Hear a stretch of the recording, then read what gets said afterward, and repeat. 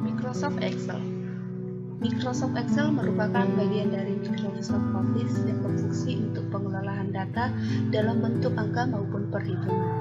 Tampilan dari Microsoft Excel ini berupa spreadsheet sehingga memudahkan penggunaannya untuk mengoperasikannya.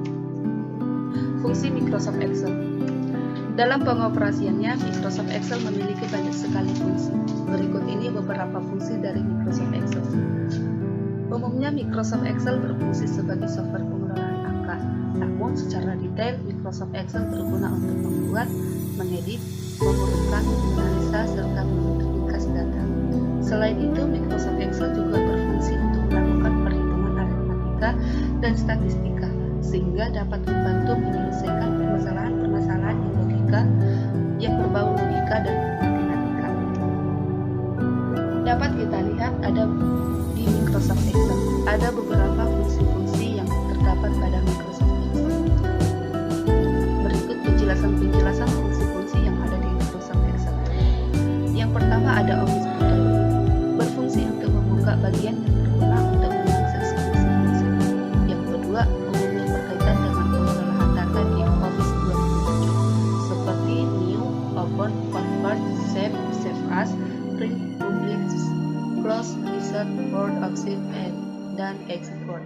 Yang ketiga ada Quick Access, tools yang berisi kumpulan tombol perintah atau komando yang relatif sering digunakan. Contohnya Save, Undo, Redo, Open, New.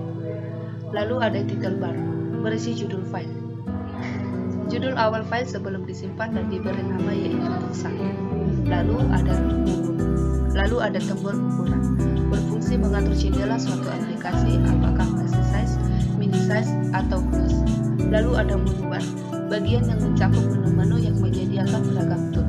Menu default pada Microsoft Excel adalah File, Home, Insert, Page Layout, Formula, Data, Review, dan Views. Lalu ada toolbar, bagian yang berisikan tool atau alat yang bekerja di Microsoft Excel. Lalu ada Namebox, bagian yang menampilkan nama lokasi sel yang sedang aktif. Lalu ada Formula Bar. Formula Bar, bagian yang berfungsi untuk memasukkan rumus yang akan digunakan. Lalu ada kolom, bagian yang kolom yaitu bagian yang menampilkan bagian kolom yang ditandai dengan huruf alfabet. Lalu ada rows atau baris, bagian yang menampilkan bagian baris yang ditandai dengan angka. Lalu ada dokumen area, bagian di lembar kerja Microsoft Excel atau mencakup kolom dan baris. Aktif sel yaitu sel aktif, merupakan bagian yang berpotongan antara kolom dan baris. Lalu ada tab worksheet, bagian yang menampilkan sheet atau lembar yang telah dibuat. Lalu ada vertical scroll bar, bagian yang berfungsi untuk menggulir atau scroll halaman ke arah atas dan bawah. Lalu ada horizontal scroll bar, bagian yang berfungsi untuk menggulir scroll halaman ke kanan dan ke kiri. Lalu ada status bar, bagian yang menampilkan status lembar. Lalu ada tampilan layar, bagian yang berfungsi untuk mengganti tampilan lembar pada layar. Yang terakhir ada zoom, bagian yang berfungsi untuk memperbesar dan memperkecil tampilan lembar. Rumus sederhana yang sering digunakan dalam Microsoft Excel yaitu yang pertama ada sum. Rumus sum ini terdapat fungsi yang utamanya adalah untuk mencari penjumlahan atau menjumlahkan.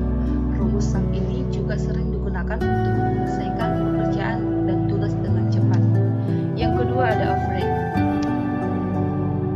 Yang ketiga ada max. Rumus average ini terdapat fungsi yang utama adalah untuk mencari nilai rata-rata suatu variabel. Yang ketiga ada max. Rumus max pada Microsoft Excel digunakan untuk mencari nilai paling tinggi dari suatu kumpulan data. Yang keempat adalah min.